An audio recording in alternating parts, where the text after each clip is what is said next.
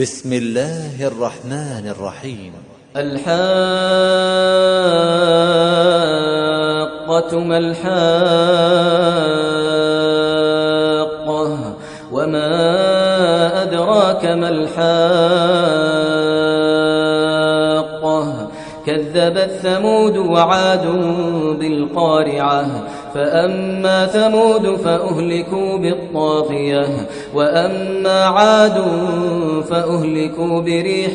صرصر عاتية سخرها عليهم 7 ليال و8 أيام حسوما فترى القوم فيها صرعى كأنهم أعجاز نخل خاوية فهل ترى لهم من باقية وجاء فرعون ومن قبله والمؤتفكات بالخاطئة فعصوا رسول ربهم فأخذهم أخذة رابية إنا لما طغى الماء حملناكم في الجارية لنجعلها لكم تذكرة وتعيها أذن واعية فإذا نفخ في الصور نفخة واحدة وحملت الأرض والجبال فدكتا دكة واحدة فيومئذ وقعت الواقعة وانشقت السماء فهي يومئذ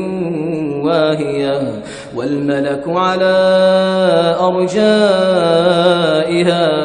ويحمل عرش ربك فوقهم يومئذ 8 يومئذ تعرضون لا تخفى منكم خافية يومئذ تعرضون لا تخفى منكم خافية فأما من أوتي كتابه بيمينه فيقول هاؤم اقرءوا كتابيه إني ظننت أني ملاق حسابيه فهو في عيشة راضية في جنة عالية قطوفها دانية كلوا واشربوا هنيئا بما أسلفتم في الأيام الخالية وأما من أوتي كتابه بشماله فيقول يا ليتني لم أوت كتابيه ولم أدر ما حسابيه يا ليتها كانت القاضية ما أغنى عني ماليه هلك عني سلطانيه خذوه فغلوه ثم الجحيم صلوه ثم في سلسلة ذرعها 70 ذراعا فاسلكوه إنه كان لا يؤمن بالله العظيم ولا يحض على طعام المسكين فليس له اليوم هاهنا حميم ولا طعام إلا من غسلين لا يأكله